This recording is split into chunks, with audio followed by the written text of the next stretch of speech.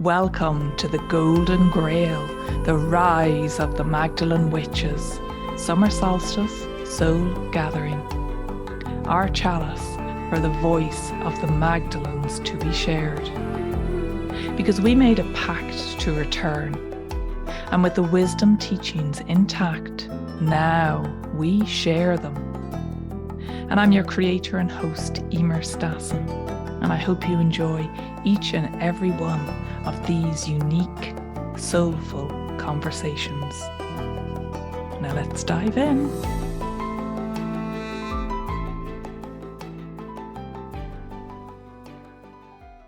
I'm very delighted to welcome today's soulful speaker, Veronica Goodchild, PhD. Hi, Veronica.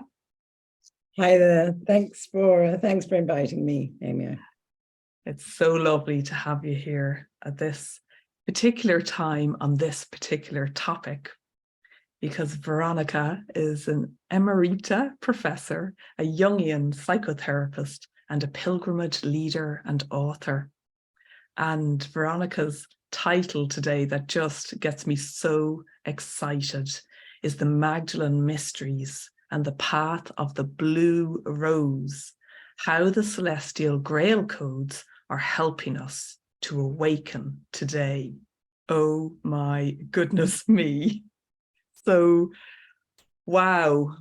Where would you like to start? Do you want to start with your beautiful connection to the Grail? Because I know you have so much to share on this topic.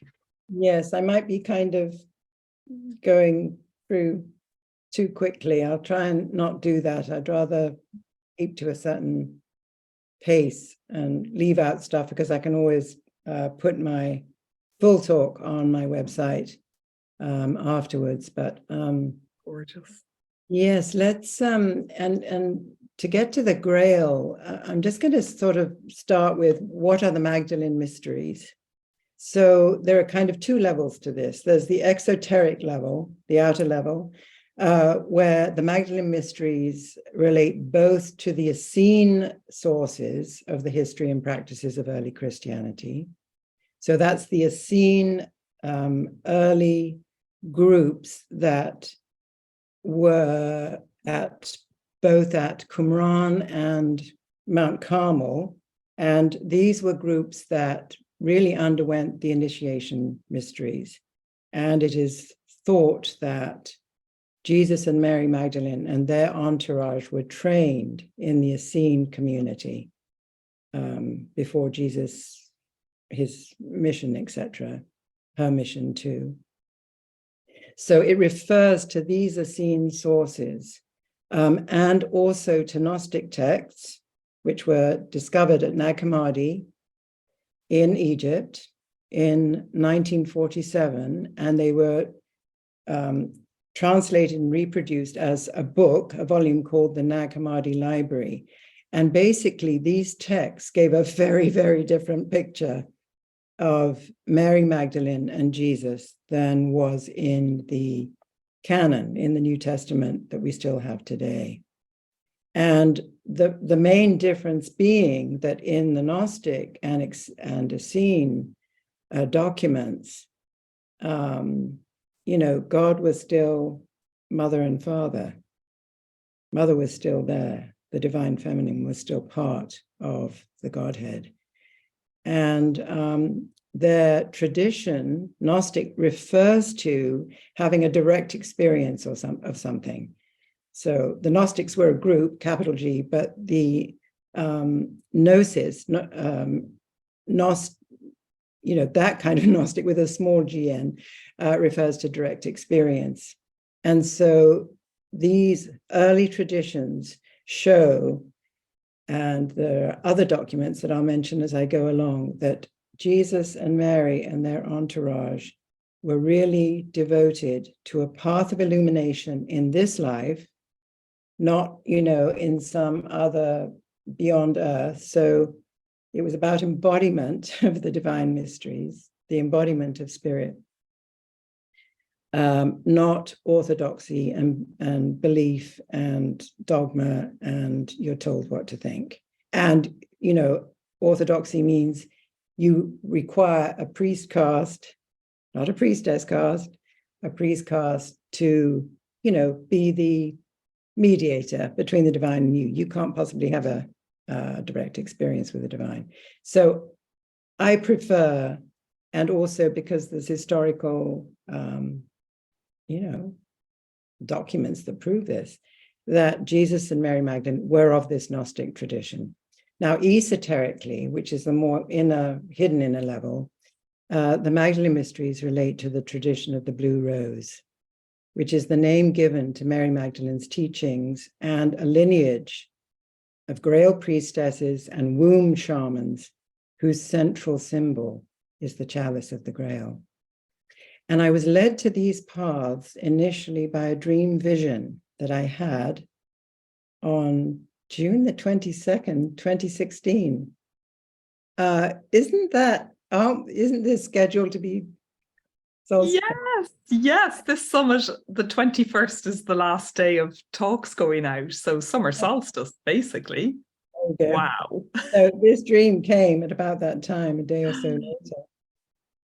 And it happened on the morning that my husband and I were entering France from Italy. We'd been in Italy for a month on leave. And I said, well, before we go home, let's go into the Languedoc. I've never been. I love France, and I've been coming here since I was a child, but I'd never actually been down into the Languedoc. And I said, let's go down there. So this is the southwest corner of France, the bit that heads towards Spain and the Pyrenees that are the border between southwest France and Spain. Anyway, it's a rural and often unfamiliar part of France, known for its rich cultural history, particularly in medieval times. And it's also a huge wine-producing, olive grove, sunflower, all of that. But down in the Languedoc were these alternative stories of Mary Magdalene and Jesus after the crucifixion. So there are stories that Mary Magdalene traveled from Egypt to the south of France and lived basically the rest of her life around Provence and in the southwest. She actually went up into Germany, probably went across to England, but came down. But basically the main part of the rest of her life was spent down here. That I did not know. I knew about the Provence connection, but I didn't know that she had lived down here. So that's, you'll see why this was such a synchronicity. And this is the region also where the heretical Cathar Holy Spirit movement from the 11th to the 13th centuries, and for whom the Grail chalice was a central symbol, was here in this region. Now, it was all over Europe, but it was centrally here in the Languedoc, which is where I live. And also this area is very, very famous for the 12th century legends of the Holy Grail, which basically sprung up in France and elsewhere during the 12th century, just like boom. So let me tell you my dream. In my dream, I'm working with a woman on her dreams by the seashore. And suddenly, looking out to sea, as if a veil has parted, I see the chalice of the Grail arising out of the ocean. It is showered with golden light from above, and it's drawing up water from below and spewing it out like a fountain. And I just marvel at it. And the energy, the energetic sort of sacredness, the luminosity of the dream and its powerful and sacred impact wakes me up. I literally shot up out of bed about 6 a.m. Immediately upon waking, the vision of the cup makes me think of Mary Magdalene and her alabaster jar or cup, because I'd seen so many paintings of her in Italy, particularly the frescoes at Assisi. And there's a lovely one of St. Francis as a monk. And the Magdalene is in red, and she's like this huge goddess figure, much bigger than St. Francis. Anyway, there's lots of Magdalene connections at Assisi. And also we were actually staying in Perugia, and the museum there had lots of paintings of her. And I had other associations. I was thinking of, Venus coming up out of this, on her half shell and all of that. And of course, I thought about the legends of the Grail, because here was the Grail chalice, and we were just heading into the Languedoc that day. So, as you're probably very well aware, that the legends of the Grail is a chalice. It is often a cup, but it can be a platter of abundance or a stone, which connects it very much with the traditions of alchemy. But the Grail is centrally located to the ancient symbol of the vessel. And this is the ancient cauldron of the witches too, and this cauldron is the power. It gives the strength and the wisdom. It dispenses grace. But the actual word Grail, is very ancient, and it goes back to the bloodline of kings who descended from the gods. And we know, of course, that the Grail is a symbol of the heart, always a symbol for the eternal feminine, often imaged as a sacred tomb, the cave of initiation and transformation. And in my dream, I was struck by the suspension, as it were, of the cup between the upper world of spirit and the world of water and earth below, as if the chalice itself represented this love bond between spirit and matter. And the reason I feel this is important is because we are at an age where we are trying once again to unify spirit and matter. We are wanting the Grail codes, celestial codes from the spiritual realms to enter our hearts and to be dispensed in whatever way each of us does that, out to the world. And I was also deeply impacted by the sense of a profound mystery emanating from the vision that seemed to point to the deepest secrets of the soul. And also there was this feeling of, I was thinking of the Aquarian water bearer as well. So it was as if the endless ocean, unconscious wisdom was going up the stem of the chalice and coming out like a fountain, as if it was coming out in manageable amounts. That's what struck me. And I thought, and each of those sprays is, each of us working in service to these codes, to this chalice. So as a symbol and not a sign, a symbol is specifically so because it unites the known with the unknown. It unites something that we can relate to in the dream, a cup, to something that is an utter mystery. And so because it's an utter mystery, it draws to itself lots of images. So it's commonly referred to as the cup of the Last Supper, or of Jesus' blood from the crucifixion, collected by Joseph of Arimathea, his uncle, and who took it, according to one legend, to the Grail, the Druid Center, the Grail Center at the Druid site of Glastonbury. Or it represents the teachings of Jesus and Mary Magdalene, which are very comparable to the death and renewal mysteries of the tradition of Isis and Osiris in Egypt, and even to the royal bloodline of Jesus and Mary Magdalene, of which we know now there is documentary evidence in the Vatican itself about the bloodline and their 3 children and so on. But sometimes Mary herself is the Grail, or her womb is the Grail as the carrier of the bloodline, or the body itself is considered a sacred vessel, which of course it is. And so each one of us is a potential carrier of the Grail. It is the symbol that is always the object of a profound search. So in a way, the mysteries of the Grail never end. They burst onto the scene, like in the 12th century. They burst onto the scene, like now, when we need the Grail, the witches, the priestesses, and to dispense its wisdom.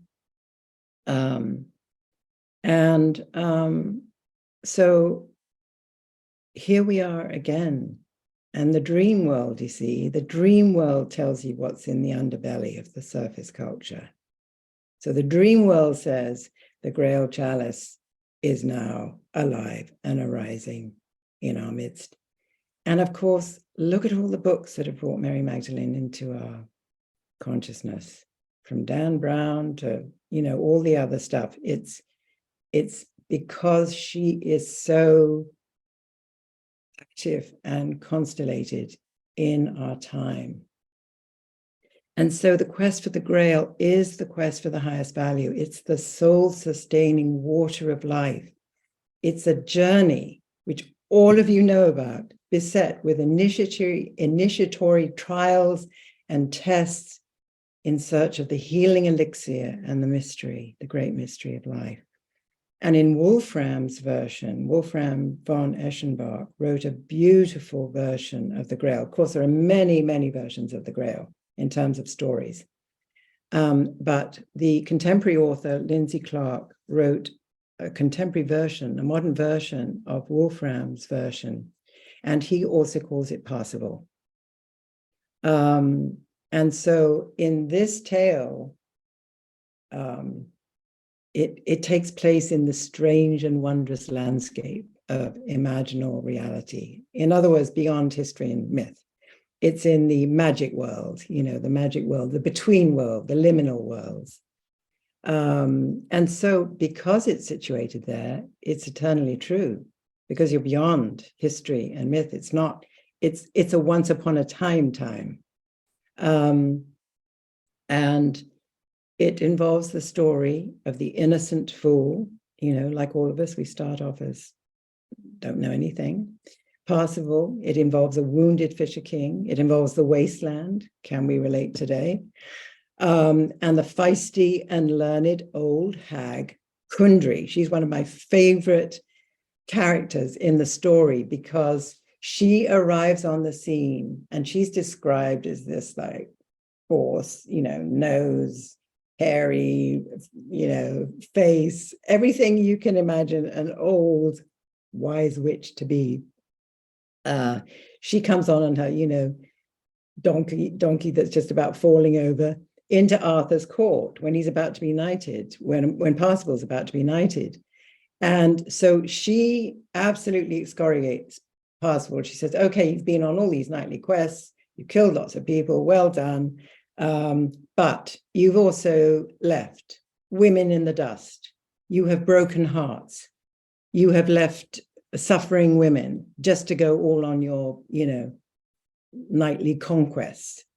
And she absolutely puts him down like an old shaman can only do, a wise old woman can. And there's just such a wonderful description of that in the text. So she says, you know nothing about love. You know nothing about the heart. You're nothing. You're worse than nothing. So he doesn't quite feel he can be knighted by Arthur at that point. So he's humiliated and goes off on the quest again. And the story, goes on from there. He meets a wise old man in a wood who teaches him about soul values and teaches him about, most importantly, about his own wounds, his own suffering, his losses. And Trevisan, which is his name, he says, you can't find the Grail until you've done your homework, basically. You can't, you've got to suffer your own wounds.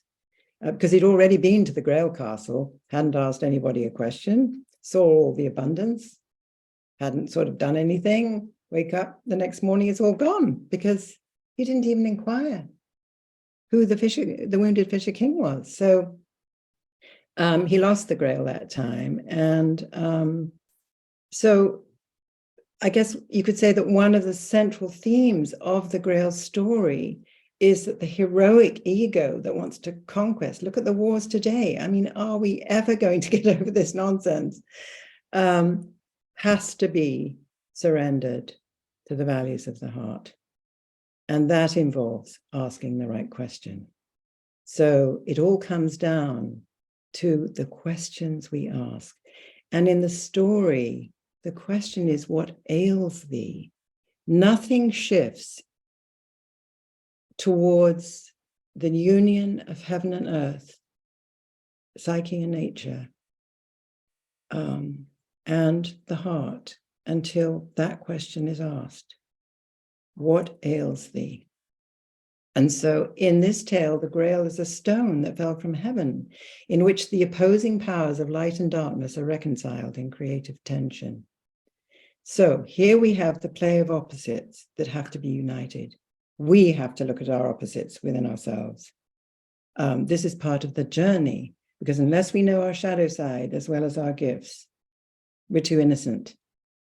And we need to suffer our own wounds. We need to feel them, not just know them, but feel them, because then when you feel them, you become vulnerable. When you're vulnerable, you become open.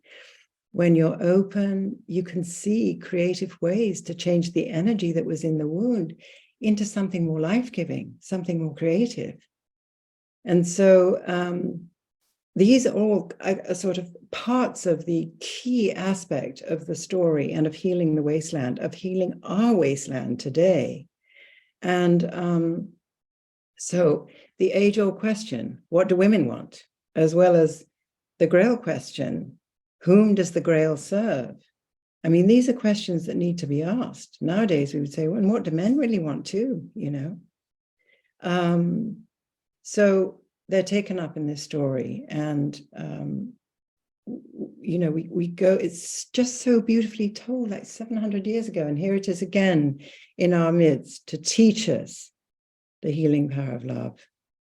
And in this story, there's even a reconciliation between Muslim and Christian, because Parsifal discovers, right before he's about to kill him, that he has a half brother that's half Muslim. And so he is as if he's embracing his long lost other half, his own shadow, but his brother. And that's when they can move on to the castle and ask the question. So this is clearly a story for our time. And in Mary Magdalene's relationship to the Grail, her cup is often imaged with light or divine fire streaming from it. I've only seen that in the Catalunya Museum in Barcelona. There are these paintings with Mary Magdalene with her cup, and it's just fires coming out of it. I love that. Fires coming out of her cup, her chalice. And she's often referred to as the Grail priestess, prophet, the Grail bearer, the queen of heaven on earth. You know, and so because she herself is also a symbol and not just a historical character, she is associated with the goddesses, with the goddesses of death and rebirth, with Egypt, which is growing interest of mine, the connection with Egypt. And, you know, so she undoubtedly traveled there, as Jesus must have done. They would have done. They're so close. You're on an initiatory process, and Egypt's down the road, you can walk there almost from Palestine. So they would have gone for temple initiations, and to learn the mysteries of the feminine and the dark feminine. They would have been initiated, as they were undoubtedly in Glastonbury at the Druid Center there. And we know that the Magdalene was what's called a miraphor, which is a priestess of the sacred oils, because she anointed Jesus on 2 occasions. And it would have been her right as his bride, as his consort, because even in Egypt also, it was the queens, and they were of royal dynastic line. But in you know, the Pharaoh, he was given his power by his wife, who anointed him with the sacred oils. And so we know that she was a priestess of Isis, no doubt, and you know, a priestess of the sacred oils, of the arts of ritual anointing practiced in shamanic and healing circles cross-culturally. So yes, and she is, her womb is often considered a grail, as I perhaps have already mentioned. But particularly in the Languedoc, Mary is also remembered as mistress of the waters. See, that reminded me of my dream coming into the Languedoc that day. She was also called Mary of the Sea. The Knights Templar called her the Grail of the world, but the association is often with water, which is deep feeling and a sense of unknown depth and mystery. Perhaps the reference to waters and sea recalled Mary's journey from Egypt across the Mediterranean to the south of France, where she lived the rest of her life. And of course, to the Gnostics, but also, you know, to the Celts, to venerated female figures from many different traditions are always associated with lakes and wells and fountains and springs. And so her story is more than her story, you know. And so you can imagine how fateful it felt to me coming into this area, not knowing anything about it, but then, of course, searching like mad when we were here to go to the sacred sites of the Magdalene and the Cathars, you know, whose tradition across time has been carried by the mystics, the witches, the alchemists of East and West. This esoteric, more hidden path of illumination has always been there, but it's usually in the underbelly. And I think what's different about today is that it's coming out more and more into the open. You don't have to go to a mystery school. You are your mystery school. Your life experience gives you the mystery school you need. And we know, of course, that the Cathars, who lived down here in the Languedoc, were a Holy Spirit movement. Their doctrines and teachings were all based on the Gospel of John, the Gospels of Mary Magdalene, and they were teachers, they were healers, and men and women were equal, and their figureheads were Jesus and Mary Magdalene. Still to this day, the Cathars, the current ones that don't call themselves that now, they call themselves the tradition. They've just moved down here, actually, about an hour from me, from the States, actually, where they were for a while. So the whole point was that they knew that the Catholic Church was corrupt, was power-driven, was wealth, you know. And so their whole thing was that we don't go with that. We just go with the original teachings of Jesus and Mary Magdalene. And those who want to follow the path of illumination could go down that route. If you wanted to do that Gnostic path, that was fine. And so they lived simple lives, and they knew contact with the divine was everybody's right. Everybody could do that. And then, of course, they had this rite called the Consolamentum, and it was a kind of initiation, a bit like a vision quest, we would think of it perhaps nowadays. Anyway, it was basically to create a visionary gnosis, and I'll say a bit more about that in a minute. And we know that so because in 2010, under the title The Gospel of the Beloved Companion, subtitled The True Gospel of Mary Magdalene, was finally translated into English. This is the gospel that Mary Magdalene actually wrote, that is the basis for John's Gospel, St. John's Gospel. And if you put the two gospels side by side, you can see how it is that's so. And also I had a dream back in 92 that underneath the Gospel of John, there was another gospel. And when in 2012 or whenever it was that I came across that somebody told me about this book, and I fell on the floor almost. It was like, oh my God, I knew, I had that knowing that there was a gospel underneath that. And it is this gospel of the beloved companion. And at the end of it, she tells of the vision that she has. It's just extraordinary. And you won't find that anywhere else. It's just up the tree of life. Every branch has a boon and a challenge. And between each branch, there is a guardian to fight off those who haven't done their homework, wanting to go to the next level. No, you've got to wait. So the bottom rung is love and compassion. That's the foundation. That's where you start. And the challenge, I can't remember exactly what, I think it was like rage and ignorance or something like that. But it's such a perfect image for a path of illumination because you get a challenge. It's like the 8-step program of Mary Magdalene or something. It's just amazing, truly. So worth reading, so worth reading. I cannot tell you. It'll blow your mind, actually. And also just the tree of life, which she says is in the earth. The roots are in the earth, which is your body. Isn't that lovely? The roots of the tree of life is your body. It's in the earth, but the earth is your body.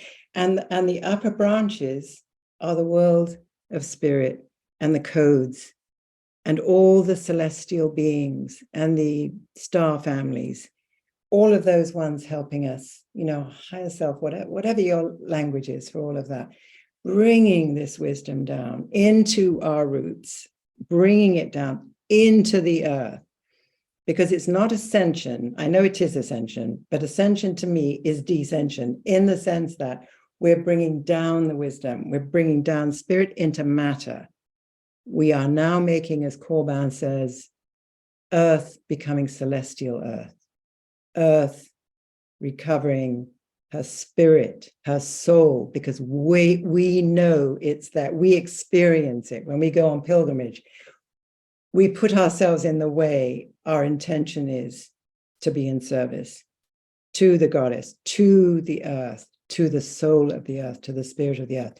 So to me, that's why we're all here, because the split that the Church of Christianity for 2,000 years helped create big time has to be healed. Because if it's not healed, why do you think we have all the problems we have today? We've lost a connection to the sacred.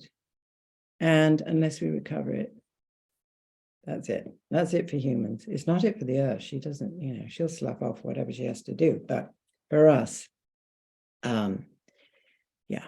So what's fantastic about this time is that summits like this, and thank you, Amy, so much, honestly, they provide so much for so little.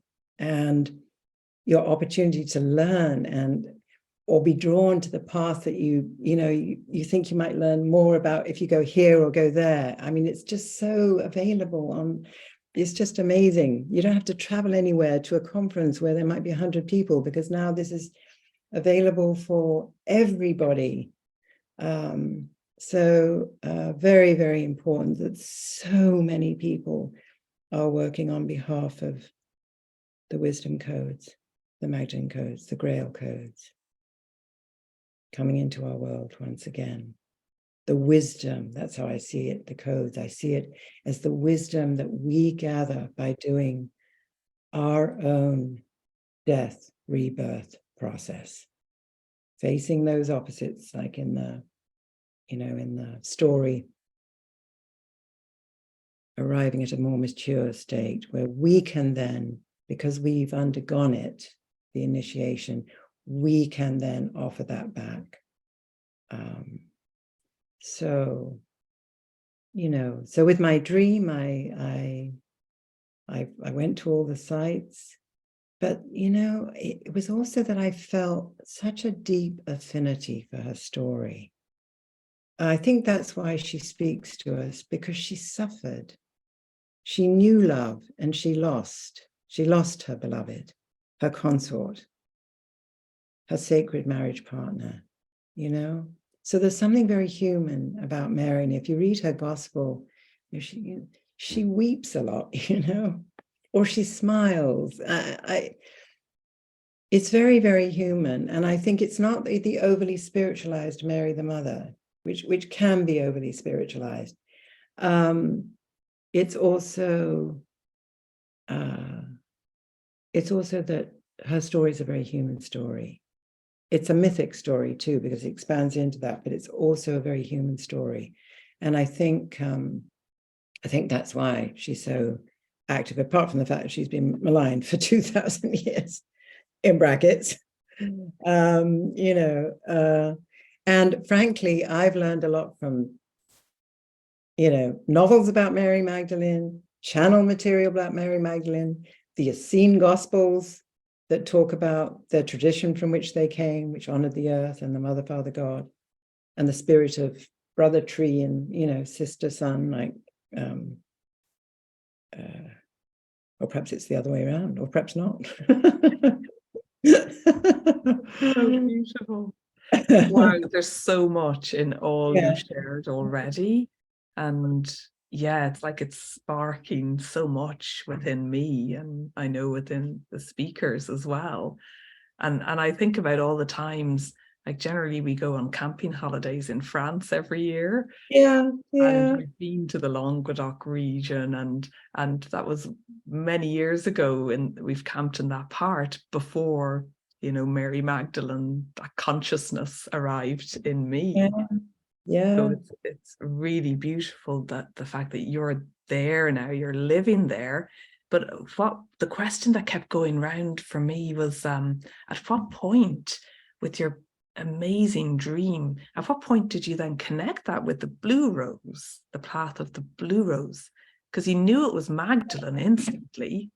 Yeah, I did. And well, then, I thought precisely that question, like, how does this connect? So I did a shamanic journey. I decided to undertake meditations and shamanic journeys till I got clearer about what this dream was about. So I did. And the first shamanic journey I did, which is basically a meditative technique that many of you are probably familiar with, she came in, she just entered the scene. And I was sort of stunned. And she just said one thing to me. I was kind of like, and she said, follow the blue rose, follow the tradition of the blue rose. That's what she said. So that set up like this vibrational field of recognition, but I had no idea what she was talking about. I didn't know. So I went online at that time. So this is back in 2016. At that time, there were maybe 2 entries. I think there are a lot more. Someone told me now, oh, there's loads of entries on the Blue Rose. And I thought, well, there wasn't when I looked. Yeah, but I couldn't relate to any of them. It didn't resonate. They didn't resonate. Okay, so, but there was one site that did, it was an Essene site, I think. I can't quite remember now. Anyway, it did connect Mary Magdalene with the Order of the Blue Rose. So that was with the Essene Church. I knew about, the Essenes and everything.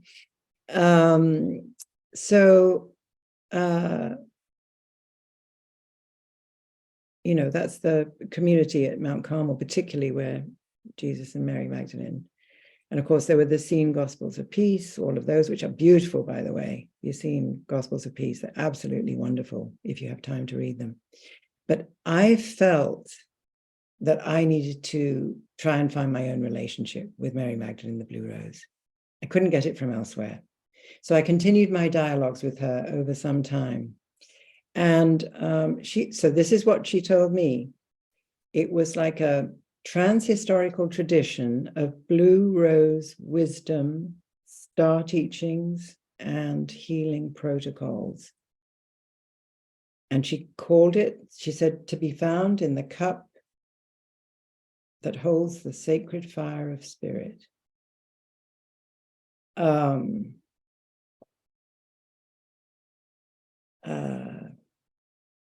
So here's this opening to these star lineages and these wisdom teachings.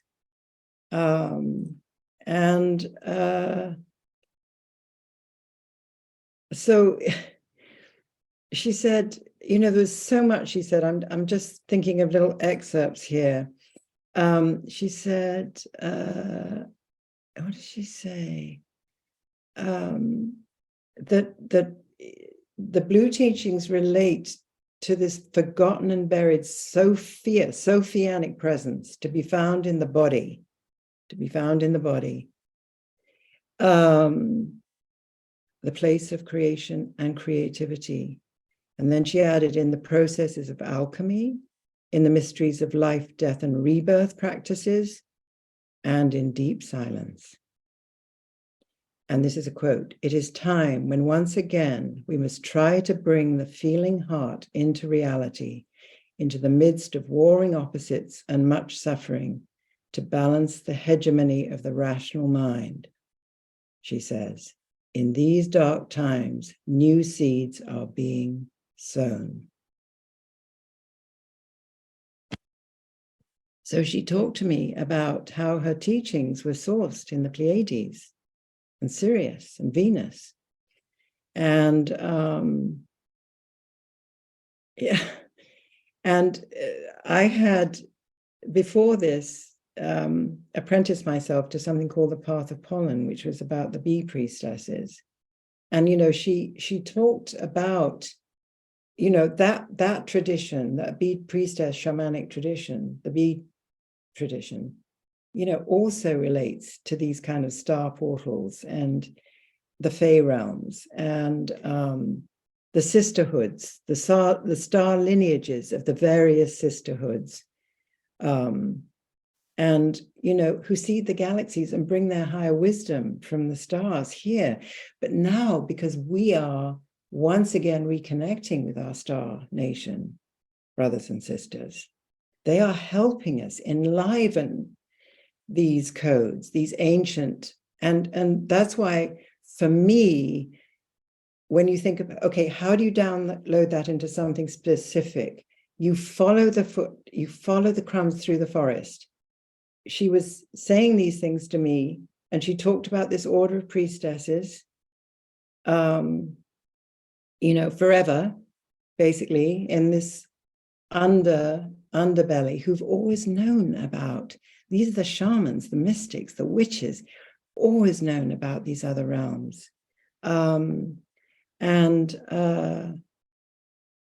She also, she gave me a couple of meditations. She said, okay, you have to stand up and you have to become the chalice. So you have to like plant your feet like the stem, and then you have to put your hands up like this. Yeah.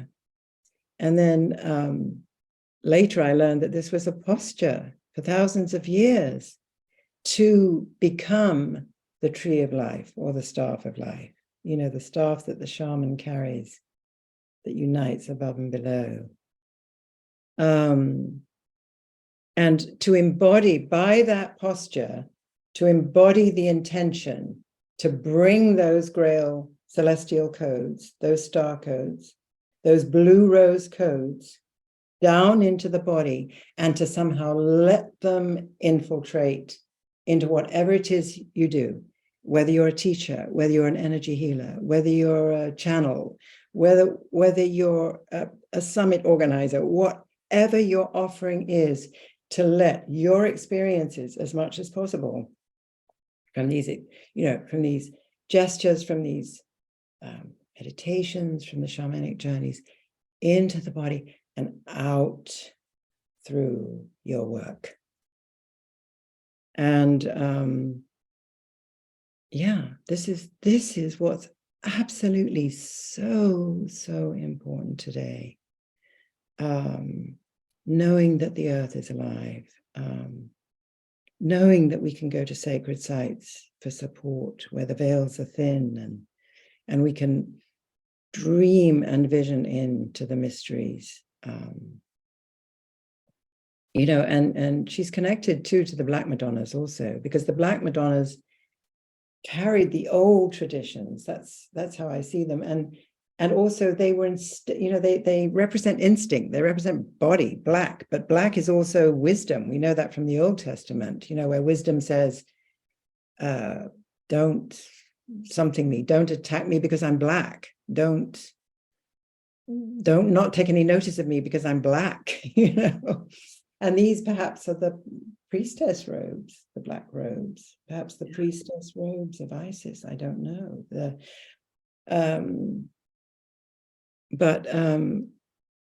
So she's very much connected to this instinctual side of life, not just spirit as of the high echelons, but how our instincts, our gut, our body knows things, without being told them. It's your intuition, but it's your body knows, So yeah, and so one of the things she talked about, and as I was rereading her vision at the end of earlier today, the Gospel of the Beloved Companion, the ending is absolutely stunning. She goes up the tree, passes all the tests in the vision, and then she meets a beautiful celestial woman, and she is embraced by this utter grace and beauty of this celestial being, who is probably the celestial Sophia. So she points to this celestial Sophia, this wisdom, this cosmic being, also known, by the way, as the heavenly or celestial rose. So there's the rose again. And so Sophia herself is helping us to prepare the way for a new culture of love and wisdom, which is being seeded at this time of terrible disintegration and environmental stress. We're in the dark night, but we're not only in the dark night.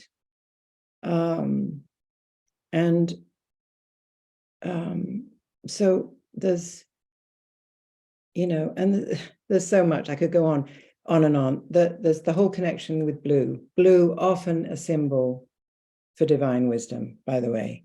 Also loads of other things, which I am writing about at the moment. And I always felt France was blue. I always felt the atmosphere in France was blue. That was way before anything. And lapis lazuli is, it's one of my favorite colors. It's connected to the throat. There's all kinds of associations. And just one final story. Two other things quickly. One, after a while of these conversations, she said, well, you can't keep this to yourself, basically. And I said, well, what am I supposed to do with it? And she said, I don't know, just figure something out, basically. Create something. Do something with it. That's so funny. It was funny. A lot of it was quite funny, actually, like that. I'm not going to tell you everything. But, make it up. So that's how I started the pilgrimages. Because I thought, I can take all this. I can do a pilgrimage down here, which I did 2 down here. Then I thought I could link it to the bee tradition. So we went to Crete and mainland Greece, the Delphic center there. And then we did some of the sacred sites around and crop circles in southern England. And I actually went into a crop circle. We asked for one. Taria knows that story. I've seen the picture of that. I'm sure Tari has shared it on someone else's summit, I'm sure. Yeah. And it was beautiful because it was a sun being cradled by a moon, the shape, if you looked at it in a certain direction. So it was like the union of sun and moon. It was such an alchemical combination of the sacred opposites in this crop circle. I mean, how people can say their hoaxes and whatever, I don't know, but I'm not going down there. Amazing. But so many of them are not. Okay, so one other story, and that is one happened really recently. So in March this year, I went on Jocelyn Starfeather's journey again. I mean, again for me, because I'd been to Egypt a couple of times before, but Jocelyn and Patricia Iwan, her teacher, were leading this pilgrimage. And so I went on it. Well, I'd started to get really interested in the connection between the origins of the Essenes and their relationship to Egypt. So an intention I set out for this journey, because I knew we were going amazing sacred sites. Oh my God, we were going there. But the intention I had was through the journey, I asked for, could you let me know how I might pursue that connection more than I have already.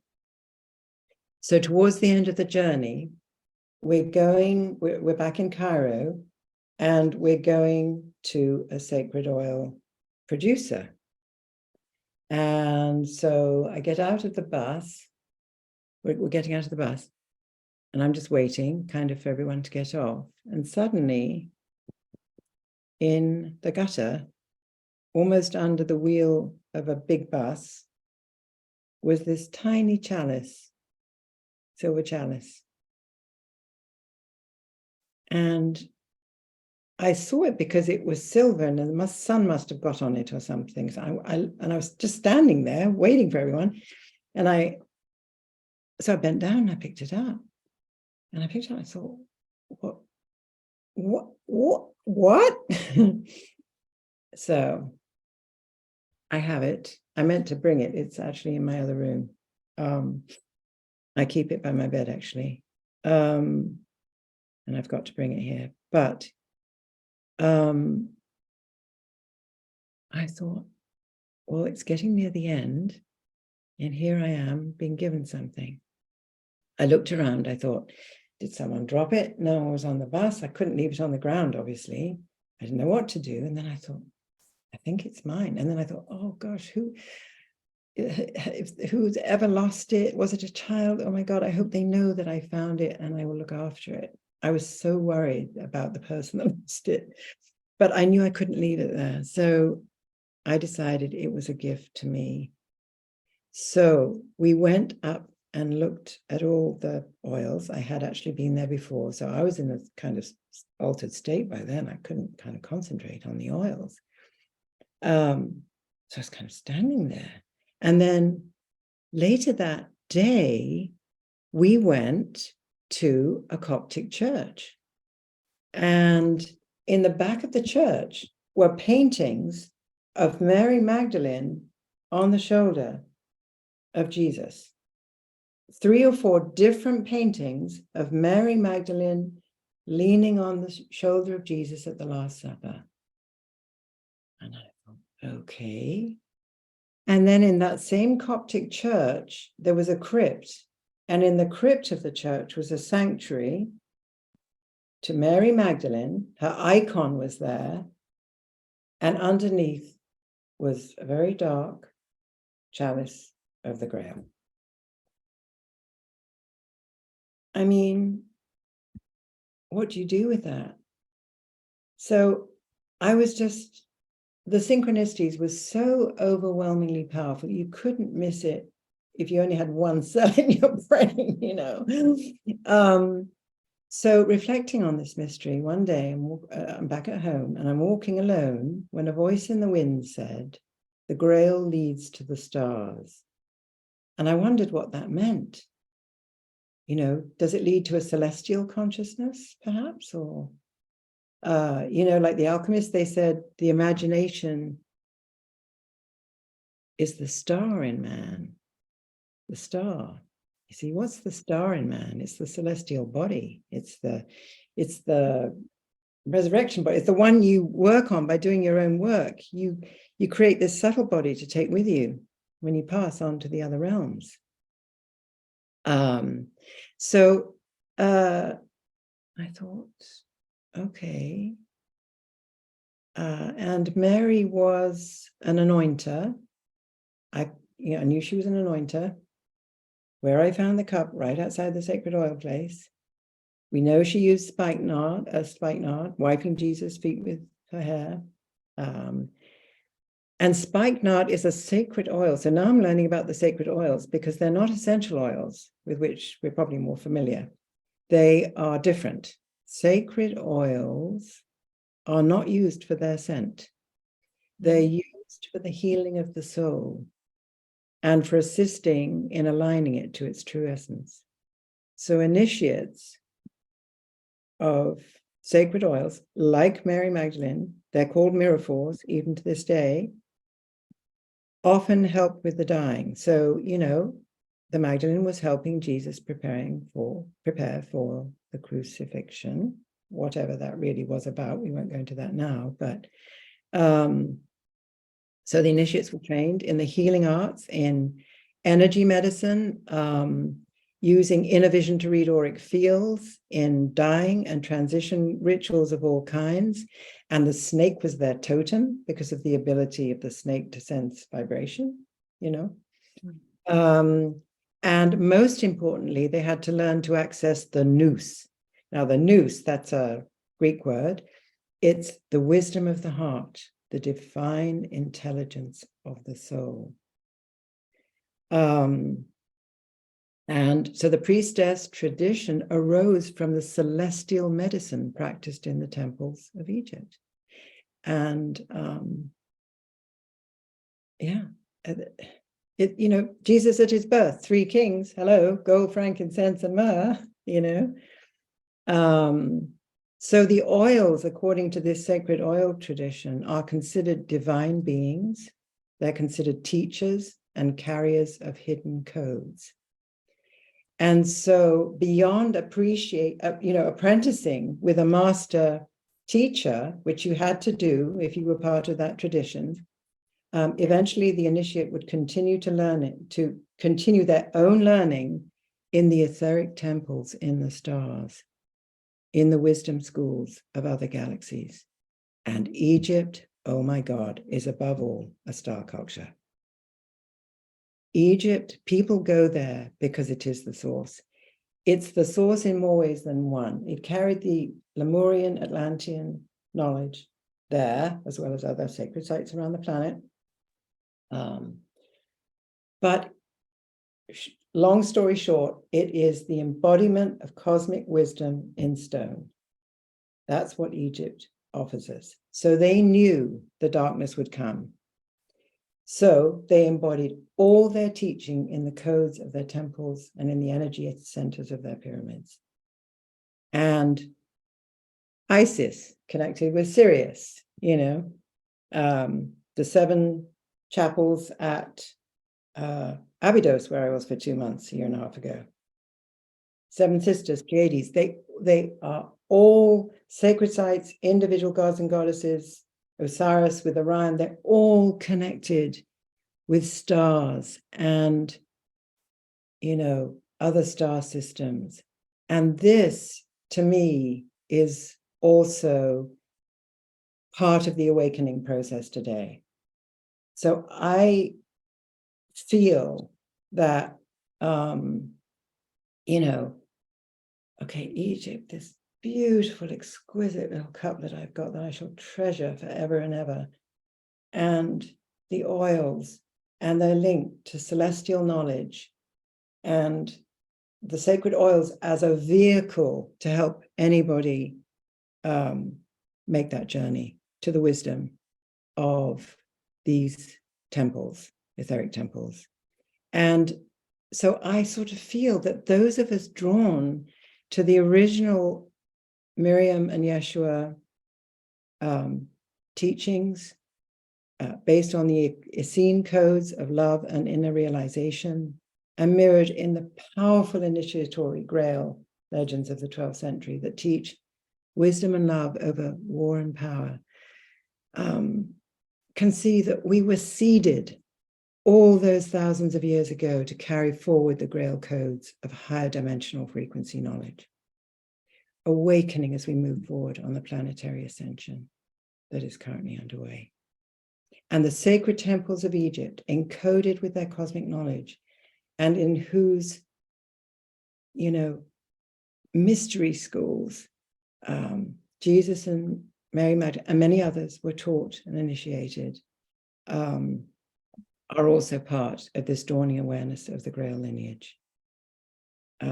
So they emerge, in my experience and view, through the pursuit of wisdom. And that means self-knowledge through our conscious relationship with nature and the soul of nature, and our opening to the guidance and wisdom of our star guides and families in other star systems and planetary systems. And we know this because we've already been there. We already have past lives in these places. And it's a question of awakening. And at the end of her vision, when she's absorbed into the light of, and hears the voice of Yeshua saying, Miriam, you are a woman who's seen the all, something like that. She also says, I knew that the period of forgetting was temporary. So let us remember that the forgetting is temporary. And in galactic time, okay, it's been a long time of patriarchy and all the devastation that's eventuated in. But now we are awakening, and we're remembering the wisdom and the codes. We're helped by stories, by the Grail stories, by dreams, by visioning, by shamanic journeying, by sacred oils, to access what it is we need to know to once again be custodians of our planet, of each other, of our communities. Yeah, the mystical order of the Holy Grail, the Blue Rose Path of Mary Magdalene, is where spirit and matter embrace. And we're led to the heart of Sophia, hopefully. And for me, it's the experiences that we have along the way, whether they're extraordinary, dreamlike, precious, often precious, just exchanges with people that we hardly know. This magic can come in so many different ways. And it's the experience of this kind of grace through facing our conflicts and our heartbreaks that, with compassionate care toward ourselves, is love your neighbor as yourself, We know how hard it is to love ourselves. But if we can persevere, then it makes it much more difficult to do harm to ourselves, to others, to nature, to our worldview, which needs expanding hugely. So that is my offering for today. I hope I haven't gone on too long. I might have done. Once I got going. That's so beautiful, and it's so heart-opening, all that you share, and emotional. I feel so moved by what you're sharing, and this knowing that we've always known all along, as you shared earlier. And it's the open heart, isn't it, to our source truth. Exactly. And I do think that's something that so many people are really dedicating themselves to nowadays, and offering it in their own way, because it takes everybody. It takes everybody to contribute in the ways that people are today. It's just magnificent, really. Yeah, like you said, and you were instructed, like, to share this, to not keep it to yourself. Yeah, she said it's when not we all share. Yeah. And that's what your summit does. It's just like a round table where all the priests and priestesses gather to offer, they're part of the puzzle, they're part of the solution, they're part of their heart. Yeah, it's beautiful. Really. It's exactly what it is, isn't it? Yeah. Wow. And would you like to share a few words about your free gift, which is the crop circles and the mystery of the Grail? Yes. If people can handle more of this divine wisdom. Oh, well, I don't mean it to be overwhelming, that's for No sure. way, not at all. I was That's joking. why after a while I have to write it down in something, otherwise I get, it's just that there are so many associations and richness in the history, the history, the her story, as you mentioned, and also the mythic history. And that's my background, of course, as a Jungian, but it's also so rich, and it expands the field and helps us with what we're undertaking and trying to commit ourselves to. So this was a talk that I gave in 2020, which I will set up a link for. And it came about because a crop circle came down oh gosh, I can't remember the date. Was it July? I can't remember the date now, it doesn't matter. And it was dubbed the Grail crop circle, because it was a circular formation, but it had 12 Grail cups, a bit like that, round its center. And when I looked at it, I thought, that Grail, okay, I got to give my talk on, this is the crop circle conference, I got to give my talk on the Grail. So it's that. It's the crop circle and how I've linked the story of the Grail to it. And it has some other things in it that aren't in this talk, but that's fine. So yeah, I hope you enjoy it. Yeah. That's amazing, amazing. I can't wait to savor it and enjoy it myself as well. Wow. Well, we were just saying at the beginning, before we started recording, that May 28th, which this is we're recording on the 29th, the 28th was the first crop circle came down in England. So here we go again. We'll see what happens this year. But I also, just a brief share too, I also mentioned briefly to Emir that I also dreamt in the night that I was creating a Grail castle. So it was somehow the codes that are seeded in the fields every year by the celestial ones, my view, because it's spirit coming down into matter, giving cereal, matter, plants, sacred geometry codes. Wow. And it just also reminds me, I mean, I decided on that gift before, but it reminds me of the Grail crop circle, and yeah, just the dreaming, that supports what you're doing hugely. Thank you. Yeah. And the whole synchronicity and divine timing of us speaking today, because it is the 29th of May, and it's really beautiful. Really beautiful. So thank you so much. Is there any final words that you'd like to share with our viewers before we wrap up?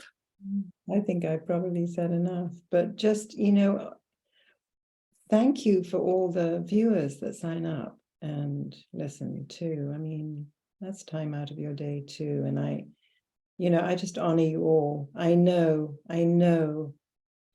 what it costs sometimes to walk this path. And, we all go through that, and never mind the difficult times we're in. And so I'm very, very aware that there are a lot of challenges, both individually for people, communities, and I mean, we all know what's going on if we look around the world. But let us also know that in dark times, new seeds are being born. And, you're all part of those seeds that are sprouting and giving and helping others, being in service to the Grail, which in the end is all about service. Wow, yes. Being in service to the Grail. Oh, that's so powerful. Oh, thank you so much, Veronica. And I know people will really enjoy this conversation, and I'm going to go back and listen again and again, because there's so much in there that you've shared. Yeah, it's a full-on transmission, which is just gorgeous.